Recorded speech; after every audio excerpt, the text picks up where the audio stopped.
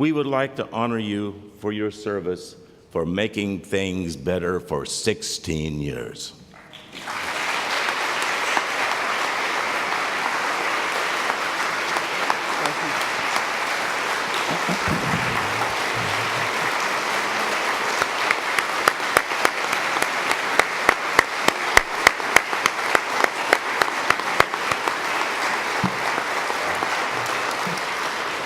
Okay, you're going to get a chance to do that again in a few moments. This is about Linda.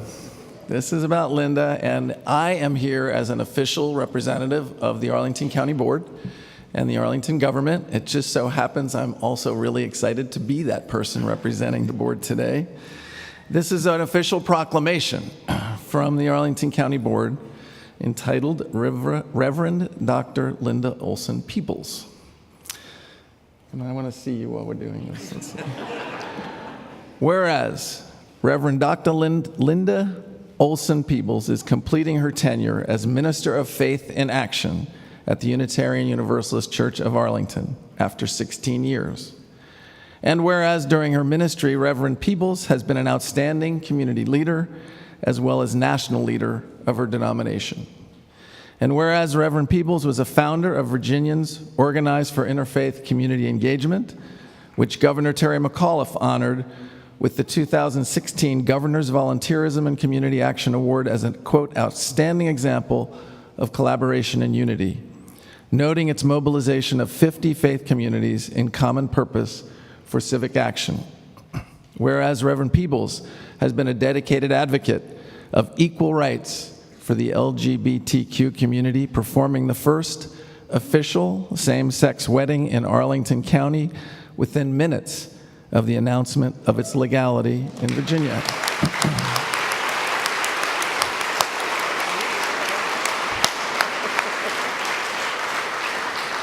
Whereas Reverend Peebles has promoted democracy and human rights by organizing Get Out the Vote campaigns that significantly increased voter turnout, leading actions to ensure Black Lives Matter, protecting the rights of immigrants, including Dreamers and members of the Buckingham community, fostering fair treatment for released legal offenders, and insisting on environmental justice.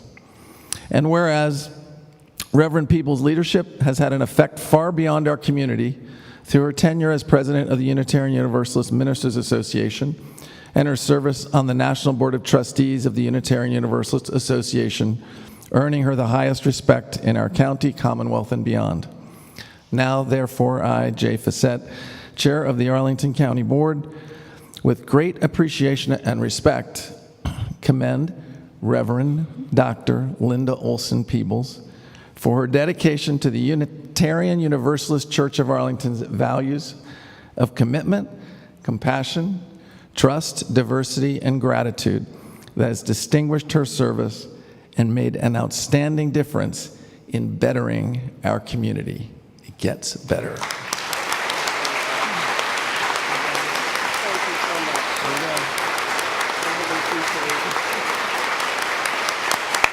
All will be well.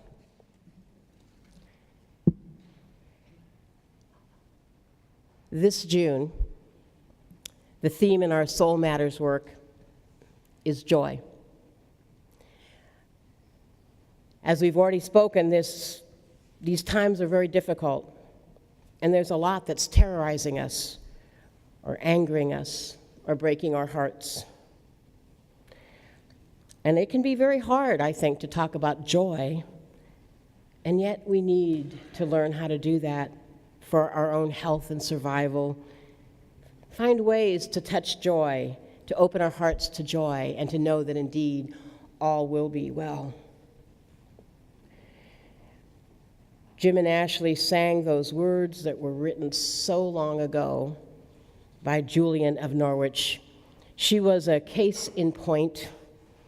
She had so many things go wrong in her life, illness and poverty and pain.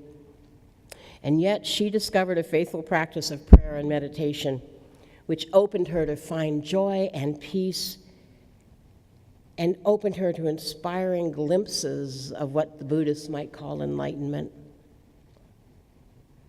Even with all this pain and suffering that's in the world with us, there is a peace and a love that is also holding us. I have to admit that I have a little uncomfort when people tell me to cheer up or look on the sunny side when I am not feeling it. And I'm afraid that sometimes I'm the person that's telling other people to do the same thing. Because it seems ridiculous or naive when you're feeling the pain to hope or to imagine that things will be better. I mean, I look at so many of you here who are going through grief in your life because of losses or struggles, wickedness and evil in the world. There is the Alexander in me. You know the Alexander from the storybook? Alexander who had the terrible, horrible, no good, very bad day. All he wanted to do, it was such a bad day, all he wanted to do was run away and then stomp and kick and scream. I mean, really, so much is going wrong in this world. What are we, all crazy people? Maybe all the screaming will help us. And sometimes a good scream does help. And yet, okay. And yet, I have to give so much thanks to the wise people that I have read about or met in this congregation who suggest there are other ways to deal with grief and suffering and the endless struggle. Religious folks talk about amazing grace. Amazing grace, how sweet the sound that turns the whole world around. And the theologian Paul Tillich said, grace strikes us when we are in pain, when we walk through the dark valley, when year after year the longed-for perfection of life does not appear, when the old compulsions reign within us as they have for decades. Grace strikes us when despair destroys all joy and courage. Sometimes at that moment, Tillich wrote 100 years ago, sometimes at that moment a wave of light breaks into our darkness, and it is as though a voice were saying, you are accepted. Or, as Julian said 5 centuries ago, all will be well.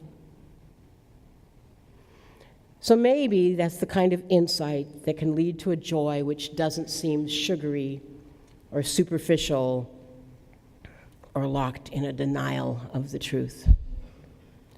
It's an authentic joy that we are in the midst of an ongoing swirl of the universe unfolding, and we are held by the love of the whole. And it is still opening up for all of us.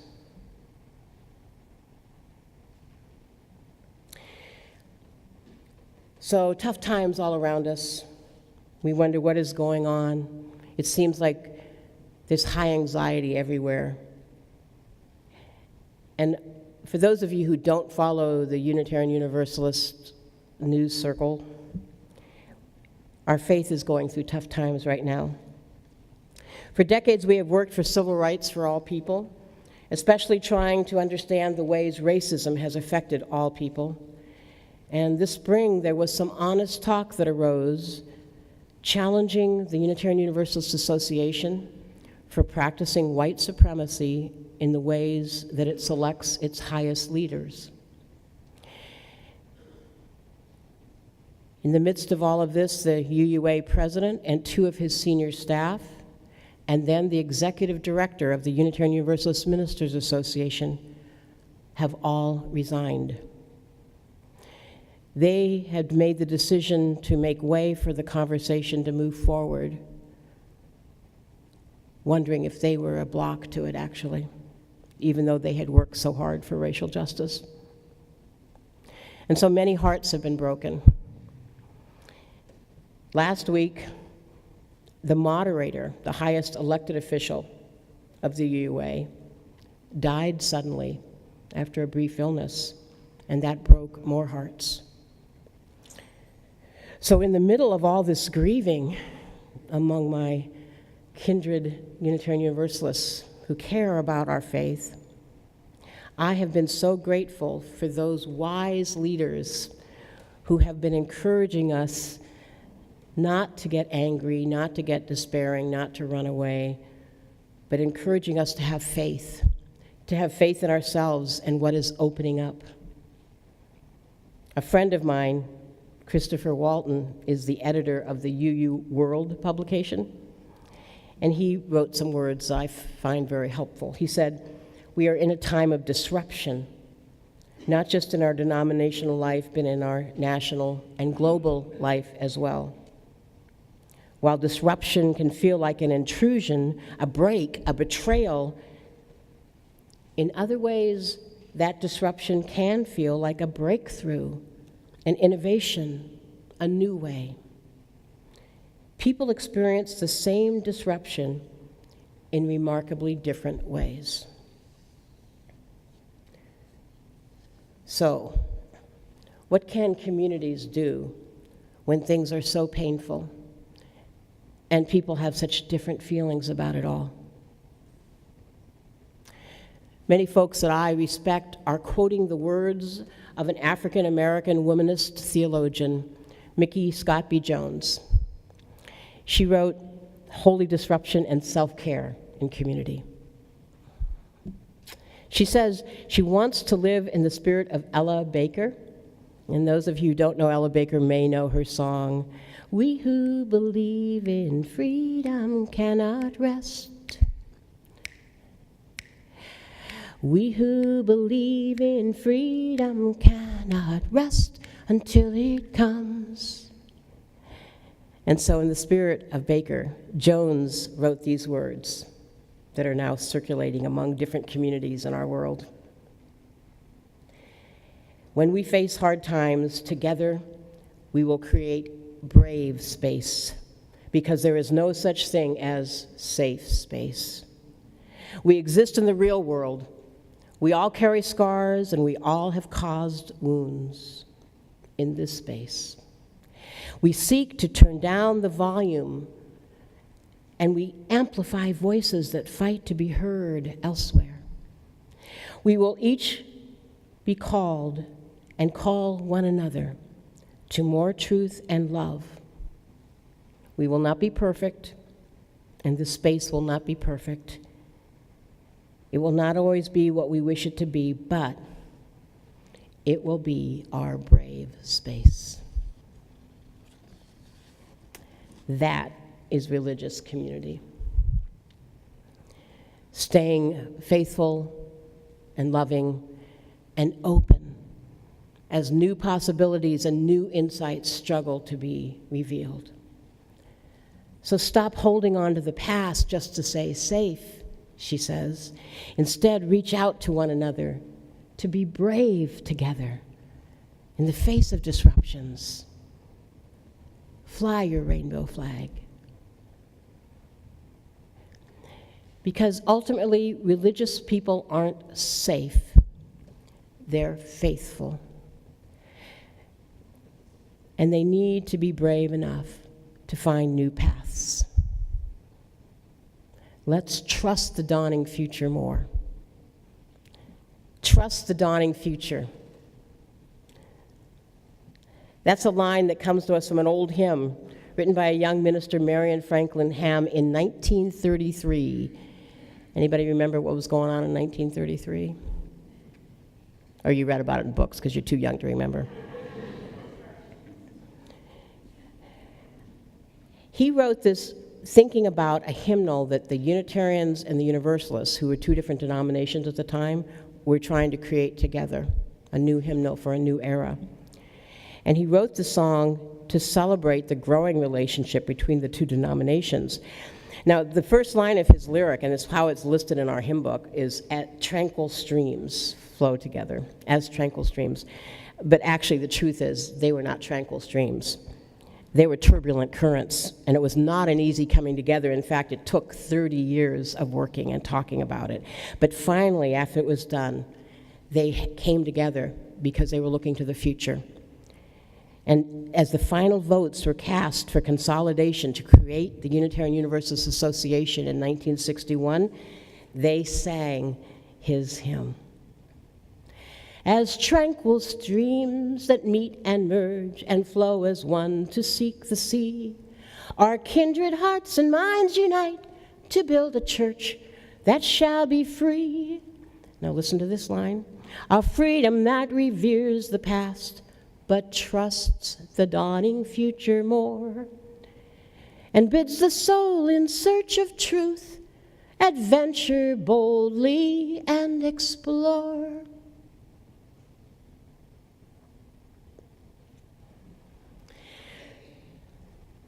I read an article in the Washington Post in April. The headline caught my eye. Kaine finds himself at peace with the role he's playing. Senator Kaine. You know, remember him? He was going to be our vice president. He claims that on Inauguration Day this year, as he was sitting and watching Mr. Pence be sworn in as vice president, he wasn't all glum, and he didn't stew about it. He didn't say, "It could have been me." I wouldn't have blamed him if he had. But he says that on that January 20th, he actually found himself sitting there on the Capitol stage, very peaceful with the role he was playing. He was a senator with lots of work to do to help a lot of people, and it was a role he saw as urgent and to which he is committed to. He said that his faith has helped him face disappointments and take on life as it comes. In the article, he credits the book of Job. Now, for those of you who don't read your Bible all the time, Job is the story of a good man who was very successful, did well, and then had a ton of bad things happen to him. A laundry list of ills and pains. His family died, his wealth was lost. All was a test of whether he could still be faithful and say yes to the life he was given, and yes to his God. Job remains faithful in the face of it all. And Kaine sees a lesson here that's really important. And it's not just about that one man. He sees that Job is a story that contains a profound truth for all humanity about how we need to let go about regrets of past ills and disappointments, of things that didn't go well, things that have wronged us, ways we failed, and instead look at where we are right now, at the now and the next. Kaine says in this article, and this is what caught my eye, the point is Job's not where he is because of the past. He's where he is because of the future. He says, I'm here today as a senator in Virginia, more because of something that I'm supposed to do tomorrow than something I did yesterday.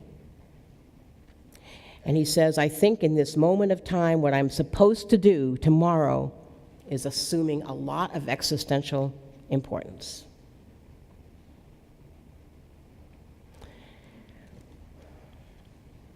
In a troubled world, the question arises for Julian of Norwich, for Sojourner Truth, for Nelson Mandela, for all of us. The question is, if God is all love and rainbows are beautiful and life can be so wonderful, then what are we supposed to do in this world filled with violence and despair and injustice and suffering? When Julian asked this question, she heard a response. She had a vision. The response, the word she heard was, God is with you now. God did not say to her, you won't be troubled. God did not tell her, you won't be belabored. You won't be disquieted. What God did say to her is, you shall not be overcome. That medieval mystic Sister Julian had a vision of a loving mother holding her children. That was her vision. And she heard the words, all will be well. Julian, you are holy, you are holding my hand, and Julian, you are holy, you are holding my hand. She said, all will be well. well. All manner of things will be well. She said, baby girl, do you not know? Do you not know about tenderness? She said, baby girl, do you not know? Do you not know about friends? She said, baby girl, do you not know? Do you not know about spirit? She said, baby girl, do you not know?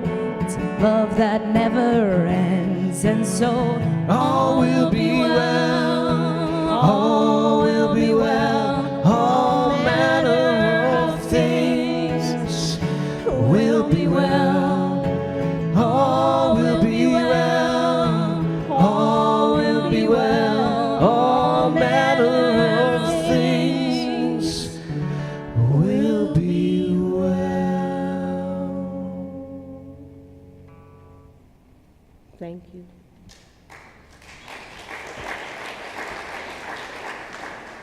So all our lives are filled with light and dark, with laughter and tears. The poet wrote, joy and woe are woven fine. And I think life is beautiful because of that.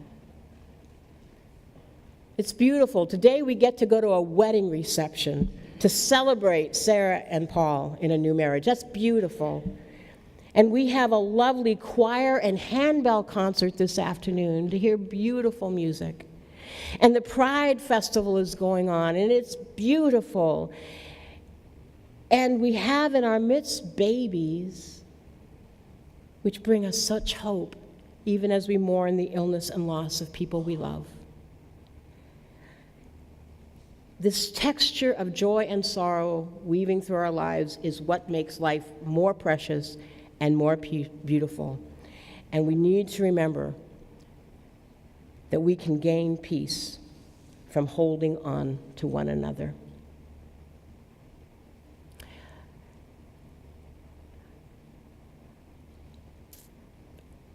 I know some of you, and certainly me, are sad because these are the last days that I will be your minister. But I choose to be inspired by Kaine's words.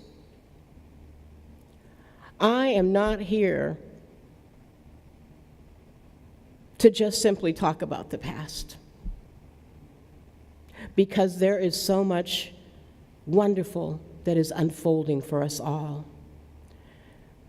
I am here for the future, and you are here for the future.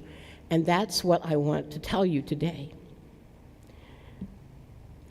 Here at UUCA, Reverend Aaron, all the leaders and teachers and pastoral care folks and covenant group facilitators, all of you have wonderful gifts you are bringing to a world that needs you and your ministry.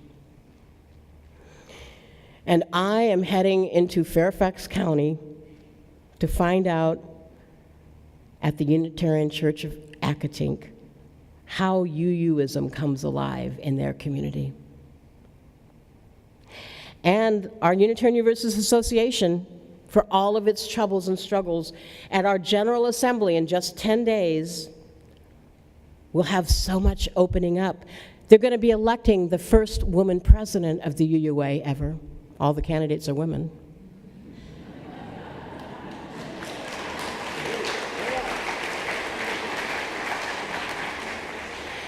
And they're going to have difficult and loving conversations in brave spaces.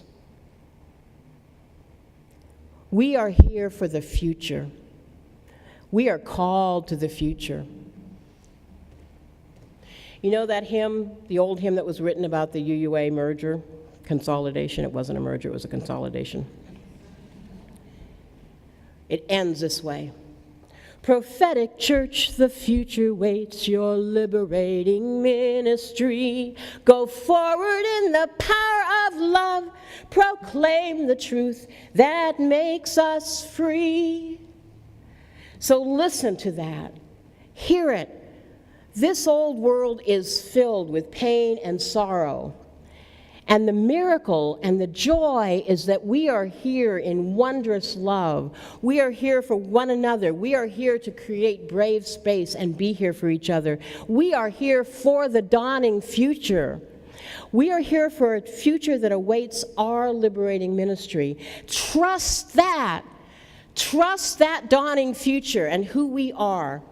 Like Job, like Julian, like Senator Kaine, let us have no regrets about the sinful world we come from.